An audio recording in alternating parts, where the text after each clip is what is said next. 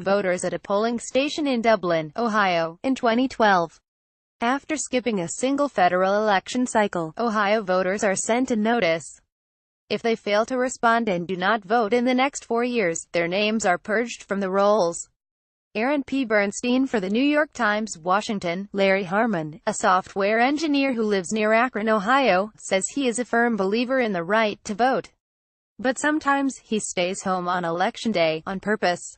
In 2012, for instance, he was unimpressed by the candidates. He did not vote, he said, because there isn't a box on the ballot that says none of the above. 3 years later, Mr. Harmon did want to vote against a ballot initiative to legalize marijuana. But his name was not on the list at his usual polling place. It turned out that Mr. Harmon's occasional decisions not to vote had led election officials to strike his name from the voting rolls.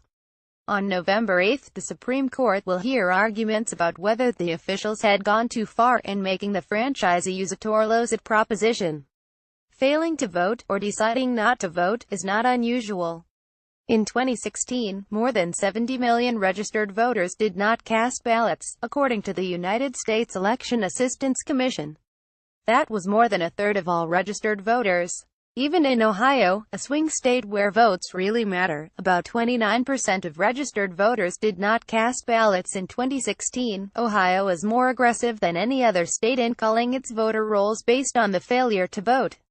After skipping a single federal election cycle, voters are sent a notice. If they fail to respond and do not vote in the next 4 years, their names are purged from the rolls. The idea behind the notices is that failing to vote suggests that the voter may have moved. State officials say their approach protects the integrity of the voting rolls.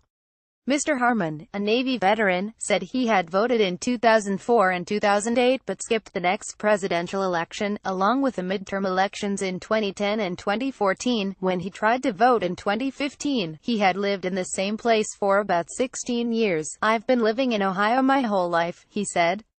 "I pay property taxes and income taxes. I register my car." They obviously had all the data to know that I was a resident.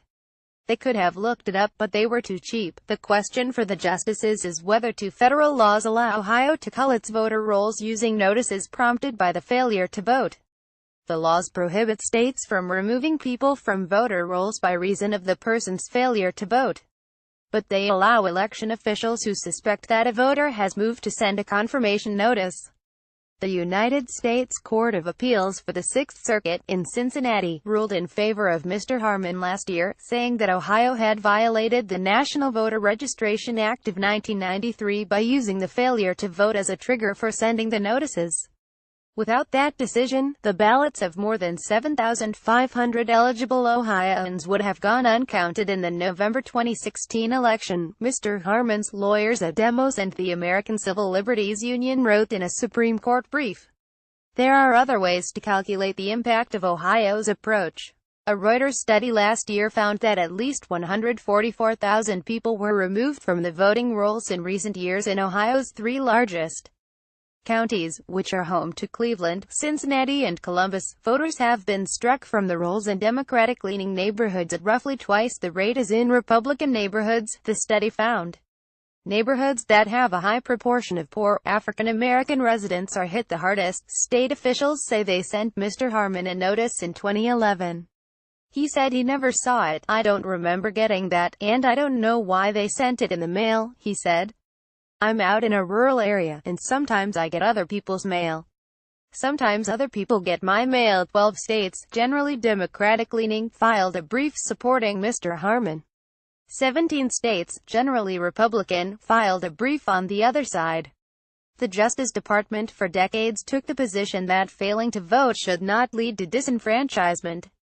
In the appeals court, the Obama administration filed a brief supporting Mr. Harmon. After the last presidential election, the department switched sides in the case. Husted v. A. Philip Randolph Institute, No. 16980. Mr. Harmon said he suspected something larger was afoot in some states' efforts to restrict voting. "I really never had a problem with voter ID, because I've always had a driver's license," he said. "But now I really feel that they're trying to get rid of voters." Mr. Harmon said Ohio's system for managing its voting rolls would never pass muster in the private sector. As an engineer, he said, we have to collect data all the time from all over the world and manage information. It doesn't seem like they're even trying. A few other states use variations on Ohio's approach, but none of them move as fast. Ohio is the only state that commences such a process based on the failure to vote in a single federal election cycle, said a brief from the League of Women Voters and the Brennan Center for Justice. Literally every other state uses a different, and more voter-protective practice. Mr. Harmon said he hoped the Supreme Court would protect his right to vote. In most other aspects of civil liberties, the government goes out of the way to make sure your rights are enforced, he said. The right to vote is the most important right you have. If you can't vote, you really don't have a democratic system. Follow Adam Liptak on Twitter at @AdamLiptak.